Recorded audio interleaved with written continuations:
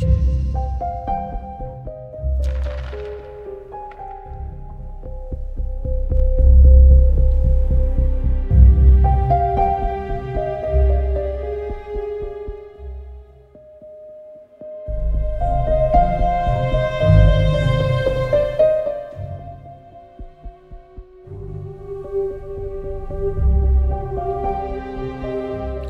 na ba kayo? Ready na siya.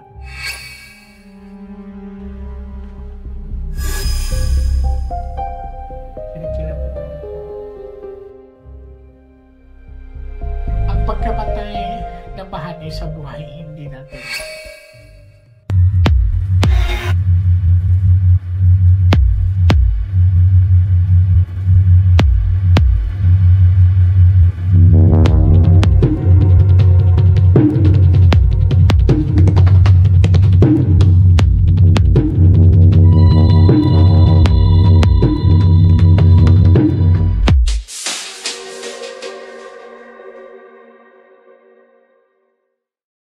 Sa mga Nostranatics worldwide, ayan, today is another day. So, meron akong mga client for today's video. So, andito sila. Actually, ang dami namin sa kwarto. Pero, titignan namin kung ano ipapakita ng mga barahan. May gamit silang dala na family member nila. So, ready na ba kayo? Ilang taon nga siya, Pete? 26. Bata pa ka? Super.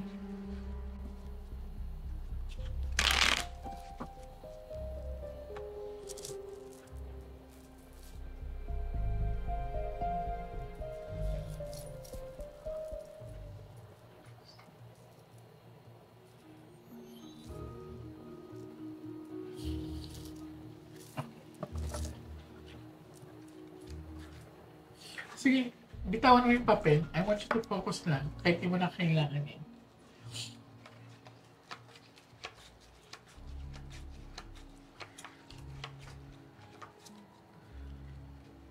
Pick one card, darling. Thank you. So this is you. I'm hoping that this is a red card, okay?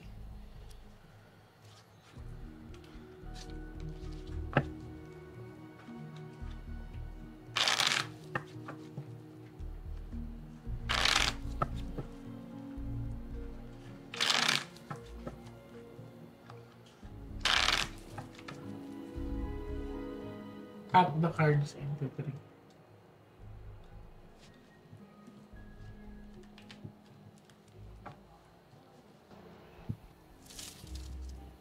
Dahil kumuha ka ngayon ng 7 cards, so ito talagay mo dito.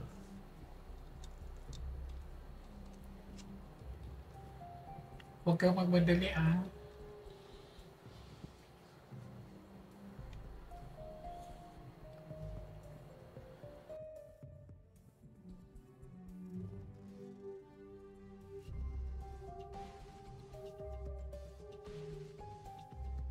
So, kanina maaga sila nakapila actually. Medyo nalaktawan ko muna sila kasi nakalimutan nila magdala ng gamit na mahal nila sa buhay. So, buti na lang pumayag din sila na mag-antay muna habang inaantay yung gamit na mapadala dito. So, bakit kailangan ko ng gamit ng Yumao? It's because ang mga gamit kasi mga personal belongings, may imprinted memories at saka energy sila. So, makakakonekta tayo sa kanila. Pag may jack dito siya na yan, ha? So, ikaw to.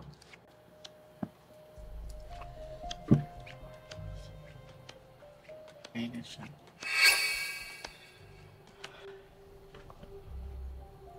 Ano nga ito? This is a bad luck card. Kinikilabutan ako.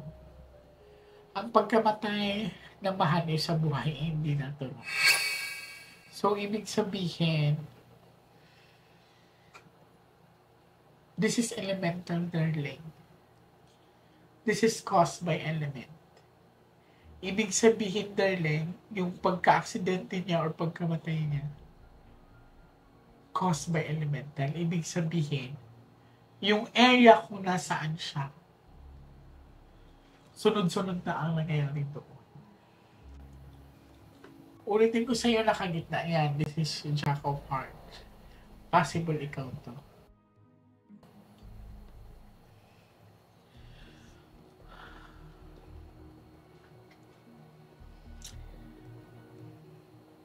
Titignan natin. Saan siya na-aksidente? Negros Oriental, Miss J. Kasi ang nakita ko dito sa barahan ay nabagok talaga ang ulo niya. And may naliligaw motor na mabilis. And that area kung saan siya na-aksidente, ibig sabihin, nangunguha yung area na yun. This is a bad luck card. Hindi kanya pinapatawid talaga. Nagpaalam tayo na maayos. Kayo ang bumulot ng baraha. I'm here to help you. Titingnan pa natin, ha? Pag lumabas pa to ulit, maaring may change sa family niyo. Ibig sabihin yan, sunod-sunod. Okay?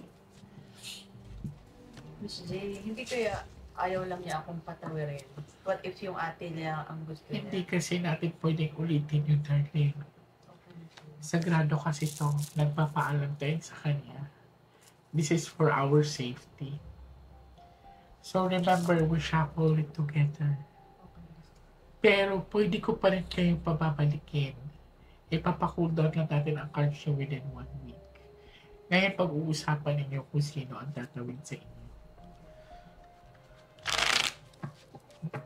Posibleng ayaw ka din na talaga.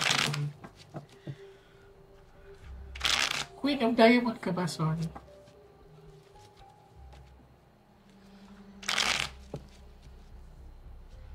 Cut the cards in. Hindi ba kayo background check doon sa area kung ang dami na bang na-accident Yes, dito? actually, ano po kami sa, nagtanong-tanong sa mga I see. residents, sa mga kapulisan din, and yun nga po yung sabi nila.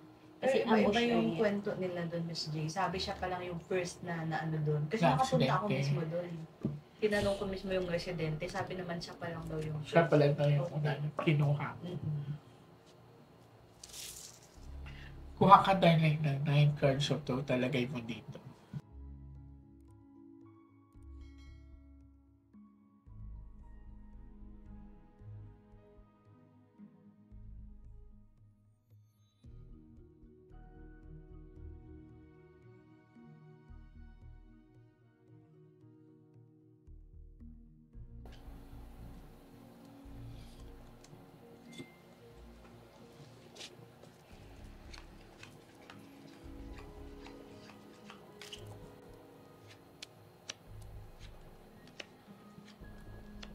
Ayun. Ang taas pa naman ang pangarap niya. This is diamond. This is a sign of success. And this is also money. Yeah. Okay. Kung mapapansin nyo, may king dyan. Asan yung tatay niyo? Nasa Pasig po. Okay. When was the last time na kinausap niyo yung tatay niyo? Before po siya lumatay. Friday? Nasa Negros si tatay. Nasa Negros siya. Opo. Nakausap niyo?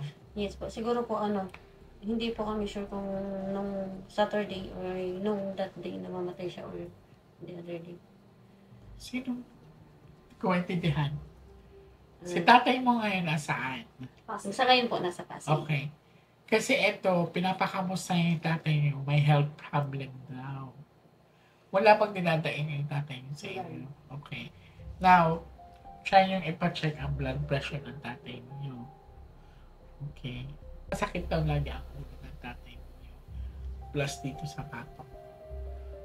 Okay. And then this one. Sino nakakalam ng account niya? Sa ATM po. Oo. Nilalakad pa lang po namin pero Kasi may pera daw siyang naiwan pa. Hindi pa po namin malakad po kasi according due to DPA. Data privacy act. Hindi po namin pa maasikaso. Ah, Okay. Kasi, Kailangan kami magpa-clearance sa kami. so, ang krami ang mag-a-approve para ma-release yung pera niya. Okay. Pagkakapag sa Kasi ito ang may pera pa daw siya. Pero na-check niyo na yung balance or hindi binigay sa iyo yung balance? hindi ko talaga. Basta ang sabi niya, kamustahin niyo yung tatay niyo, pinakamusta niya, tapos may pera pa daw siya na iwan. Last set.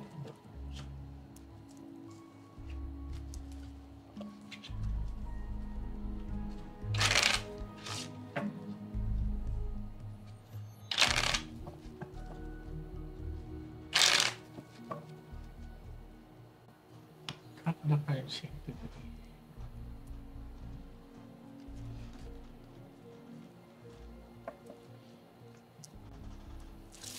kuha ka darling ng last 12 cards of total lagay mo dito. So, ang pinakita sa akin kanina, it's very clear. Napaka-consistent ng baraha. Nakaramdam ako na mabilis na takbo ng motor. Maaring naka-iglip nga to habang nag-drive eh. Pero ang sinabi ng baraha kasi may bad luck card. So, it's not naturally na yung pagka-disgrasya niya. So, it's elemental din. So, ibig sabihin, yung area na yon is like, may something. Mag-aalay kayo dapat doon.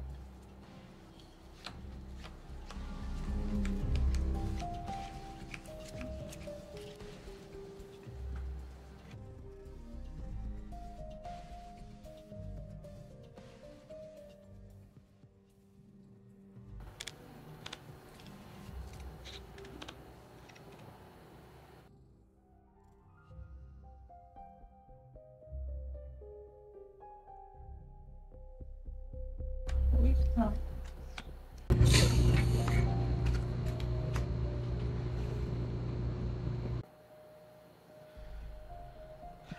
Nagulat ako. Kasi may iba pang character na pinakita dito. Mabilis ang takbo niya kasi may humahabol sa kanya. Wala pa nagsabi sa iyo na natambangan to or may naano sa kanya. Hindi po namin alam ni si Jay. Kasi ang sabi may sumusunod daw sa kanya. Oh. Wala kayong CCTV nakuha? Ayaw na po Ayaw sa po ang isabi. Bakit ayaw? Confidential po. Yun po yung sabi sa amin. Kanino CCTV yun? Sa may-ari ng bahay. Kaya actually hinihingi po namin sa mga ano pero hindi po bigay sa amin. Pwede naman siguro makausap yun. Meron yun sa istasyon po na nag-investigate sa case niya. Kasi ang sabi dito, parang may humahabol sa kanya. Tauhan po niya ang mga nasa kanila. Kaya yun ang unang responder rin sa kanya, na-aksidente siya. Tauhan niya. Tauhan. Mataas po ang rango ng kapal. Anong sabi niya ng mga tauhan niya? Di ba daw po sa akin? Na-accident po sila. Na-aksidente. Pagdating nila. Wala na. Oh, it's very clear naman na pinakita sa akin na na-aksidente. Nagulat ako, kaya isa daw sa reason kung bakit parang nagmabilis siya. Kasi parang paglingo niya may humahabol sa kanya. Gets niyo ba? Hindi ko alam kung may sumabay ba sa kanya or something kasi may ibang character dito. Yung kasi nakita ko po sa CCTV, after niyang bumangga is may ilang minutes lang, may bata na sumunod. Wala ka bang nakita ang ibang sumunod sa Wala. nakamotor? Bata. Anong bata? As in bata? Mga Mga ilan 10 to taon? 12 years old. Sumunod na ng disgrasya? Hindi po. I mean, siya po yung unang nakikita. Residential po kasi. Siguro Miss Jay naglabasan yung mga Mga tao. Pagkarinig nung... Impact. Tapos ang nakuha sa CCTV is yung bata ang lumapit sa kanya. Inuuna. Walang ibang nakamotor na rason. Wala. Pero bakit pinanapit agad yung bata? 10 years old or more 10 than to that? 12. Kasi ang base po nung sabi ng mga pulis na nag-investiga is yung bata is at the time naglalaro. Ah, okay. So, yun daw ang una nakakita. So, pagka ano po siya yung tumakbo agad. I see. Titignan natin to kasi may ibang character pa. Iti 13 cards kita ha.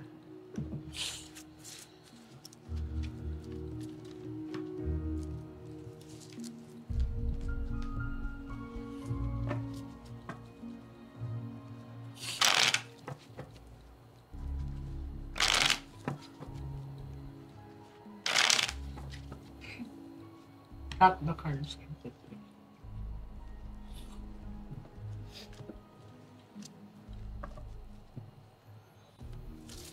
Kuha ka ng last 13 cards of Pluto. Huwag ka magmadali.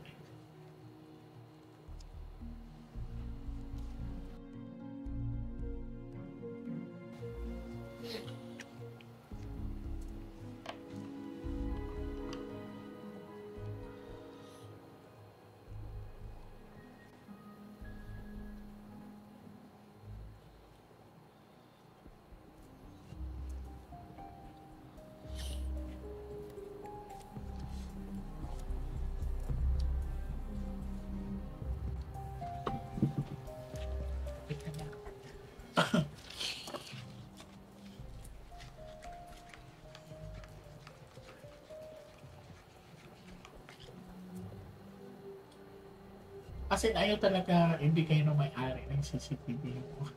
Hawak ko ng polis. Ayaw na po. Yung polis po, ayun. Daw. May karapatan kayo, pagliya kayo eh.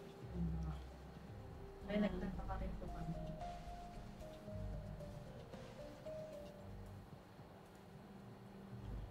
Alam ko, pwedeng ipapanood sa inyo yan kasi pamilya kayo. Yun lang po yung ano, yung ginawa ko sa amin. Pinapanood naman po. Pero sa akin lang at sa brother ko at sa kanya.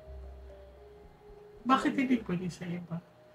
Pinanood lang na, Okay. plinay lang nila sa Sa phone harap. nila, Miss Okay. Ayaw, isa Ay! sa amin. Okay. Ayaw ko isend. Tapos nag-ano po ako sa ano, mga kakilala ko rin na nagtatanong ako kung pwedeng makakuha. Pwede naman eh. Ang tinatanong pa nila sa akin is, for what purpose? Confidential daw. Tsaka So, pinagtataka yun ko po. doon, Miss J, yung final investigation report niya, hanggang ngayon wala pa. July 21 pa siya namatay. Nalibig na yun. Hala, ang tagal na. Oo.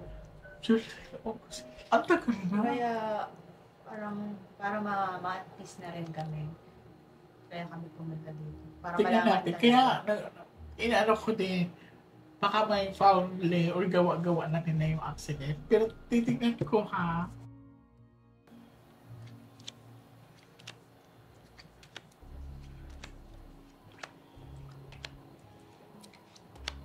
Eh, kasama na talaga siya, B. Okay, so walang chain, walang sumpa sa pamilya. Wala. And it's pure accident talaga ito. Kung lumabas pa sana ulit yung bad luck card that represents na may foul play, ito ang hinatay ko ulit eh. Pero susubukan pa rin natin. Pababalikin ko pa kayo next week. Taunin nyo naman Martes or Friday. Pwede kayo? Okay. Pag-usapan nyo kung sino ang tatawin. Pag ito lumabas pa ulit, ibig sabihin may foul play. Kaso wala. Inaantay ko kaya inano ko na 13 cards. But anyway, we are not done yet, ate. So pag-usapan nyo mabuti. Pero feeling ko naman si ate is the willingness to win. So subukan pa rin natin. Magpapaalam pa rin tayo sa kanya. Okay. So maraming salamat po sa inyo. Thank you.